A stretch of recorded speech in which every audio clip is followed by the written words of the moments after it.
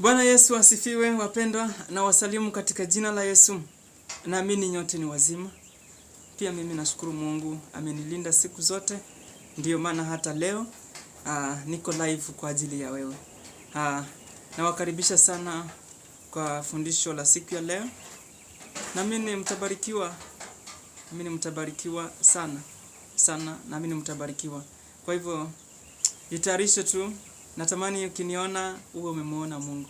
Natamani ukiniona uwe umeona njia. So kuna Yesu anayetangazwa na Roho Mtakatifu, na Yesu ambaye anatangazwa na historia ya Biblia, ambaye haihitaji Roho Mtakatifu ndio mjue. Historia ya Yesu haihitaji Roho Mtakatifu ndio ijue. Lakini kuna Yesu Mwana wa Mungu halisi, ambaye hauwezi kujua njia zake ikiwa haujaongozwa na Roho Mtakatifu. Kuna Yesu anayetangazwa na Roho Mtakatifu, ambaye ni Mwana wa Mungu. Na kuna historia ya Yesu ambayo iko ndani ya Biblia. Historia ya Yesu haihitaji Roho Mtakatifu ndio ijue.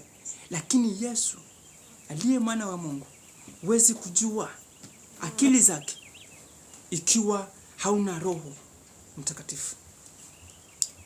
Watu wa dini wanajua Yesu wa historia, lakini hawajui Yesu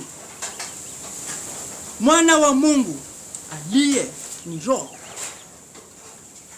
Watu wa dini humuita Yesu Yesu, lakini wakakosa kumuona kwa sababu wanamuita kimwili. Maandiko yanasema kwamba alikufa kimwili lakini akafufuliwa kiroho. Hii inamaanisha kwamba yoyote ambaye atamuita kiroho lazima atakutana na Yesu. Watu wa dini wamekosa kumuona ama kuona nguvu za Yesu kwa sababu wanamuita kimwili. Ndio nimekwambia kwamba kuna Yesu halisi na kuna historia ya Yesu ambayo haihitaji Roho wa Mungu ndio ijue. Kwa hivyo Yesu anayetangazwa na Roho Mtakatifu ndiye ana uwezo wa kuponya. Ndiye unapomuita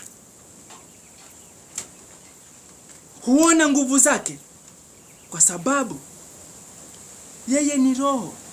Yeyote anayeongozwa na Roho Mtakatifu anapomuita Yesu lazima atamuita Yesu. Huwezi kumuita Yesu ukiwa ulimwengu wa kimwili na ukamuona Yesu. Yeye alikufa kimwili lakini akafufuliwa kiroho. Yoyote ambaye ataingia ulimwengu wa kiroho wa Mungu anapomuita Yesu huona nguvu za Yesu. Kwa hivyo jina la Yesu linafanya kazi ulimwengu wa kiroho wa Mungu. Yoyote ambaye anajua njia za kuingia ulimwengu wa kiroho wa Mungu lazima atajua thamani ya jina la Yesu. Wengi wamekosa kujua thamani ya jina la Yesu kwa sababu wanamuita wakiwa ulimwengu wa kimwili. Wengi ulani jina la Yesu huonekana kuwa halina maana kwa sababu hatujaongozwa na Roho Mtakatifu. Tuko ulimwengu wa kimwili, tunamuita hayuko. Ndiyo maana watu wa dini wao ni washirikina, huenda kwa mganga hali zinapokuwa ngumu. Wanapopata suluhisho wakarudi kanisani, kwa sababu ni kweli wanajua kuwa Yesu wanaokoa, lakini kwa sababu hawajui njia za kiroho za kumpokea Yesu wao, Yesu Mwana wa Mungu ameonekana kuwa hana maana kwao. Ndio wanasema kiroho wao hutaja kuwa wanamtumikia Mungu, wao husema kwamba wameokolewa na damu ya mwana Yesu Kristo, lakini kimwili. Kwa hivyo Wakristo lazima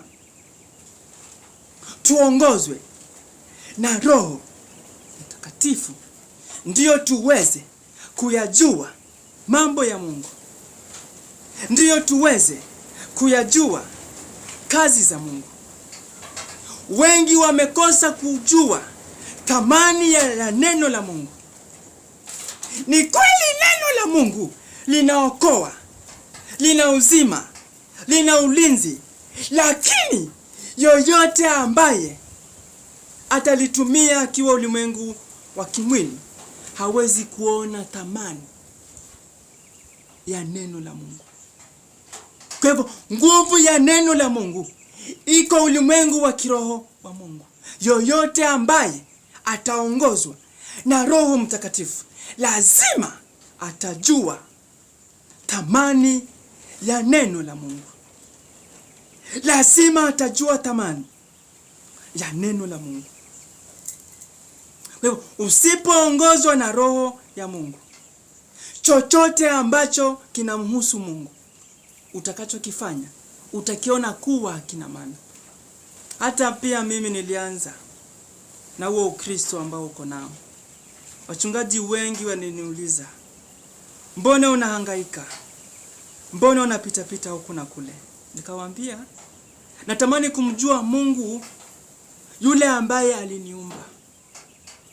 Kwa sababu ninajua kwamba Mungu hangeweza kufungua maandiko yake yawe wazi, kwa sababu ulimwengu alijua kwa kuna watu ambao hawampendi. Na kwa sababu hiyo Mungu akaficha tafsiri ya maandiko ili awajue wale ambao wanampenda. Basi hiyo ndio ilinitia uchungu. Mungu aliponijulisha hiyo kanitia uchungu. Kwa hivyo yoyote ambaye hajui njia za kiroho za kumtumikia Mungu hawezi kujua tafsiri ya maandiko. Tafsiri ya maandiko imefichwa ulimwengu wa kiroho wa Mungu. Yoyote ambaye ataingia ulimwengu wa kiroho wa Mungu, chochote ambacho atakifanya kitaonekana kuwa na nguvu, kitaonekana kuwa na mamlaka, ili Mungu azidi kuinuliwa. Kwa hivyo watu wa dini hulani Mungu usiku na mchana. Asubuhi wakaraukia kanisani, akasema Yesu ni Bwana, lakini wameenda kwa waganga, kwa sababu wao wanaishi kulingana na mapenzi yao, kulingana na wakati wao, lakini hawaishi kulingana na mapenzi ya Mungu wala wakati wa Mungu. Mimi natamani sana umjue huyu Yesu ambaye anatangazwa na Roho Mtakatifu ili abadilishe maisha yako. Bila hivyo utamtaja na maisha yako yatazidi kuwa magumu. Ukitaka kujua kuwa Yesu uliye naye ni yule anayetangazwa na historia ya Biblia, utajua tu. Wengi wao wanaojua historia ya Biblia, baba yao ni Shetani.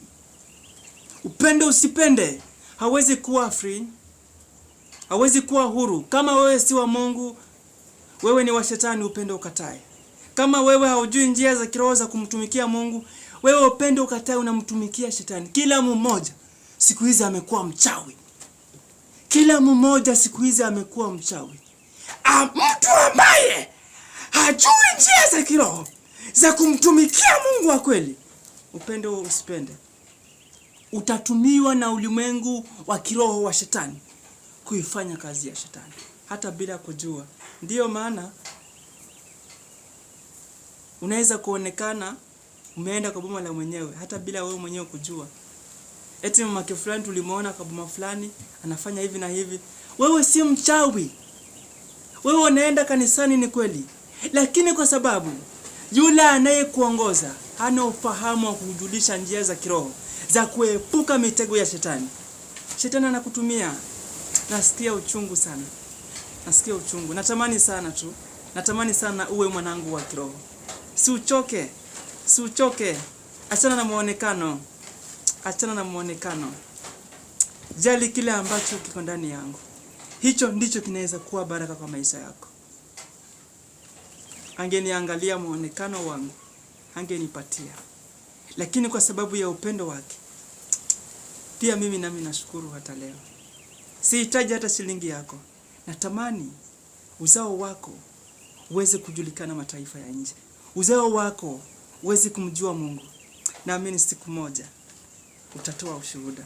Niko hapa Colorado, karibuni sana. The Bridge of New Life. Daraja la maisha mapya. Njoo vile ulivyo, nikupe kile ambacho Mungu amenipatia. Maisha ya kale yabadilike, mapya yaanze. Nashukuru sana. Naamini nimekufungua mahali. Naamini nimezidisha, nimepandisha amani yako. Nimekuza amani yako. Nimekuza imani yako. Furaha yangu ni kuona umekuwa. Furaha yangu ni kuona umebarikiwa. Natamani sana niwe wako. Natamani sana uwe mwanangu wa kiroho. Karibuni sana. I love you much. Love me more. I love you. God bless my country. God bless my president, William Ruto. This is the blessing for our country. Najua siku moja nitakutana na rais wa Kenya. We will talk more about our country. This is the beginning of the journey. I am coming. Harrison G, a man of God. Goodbye.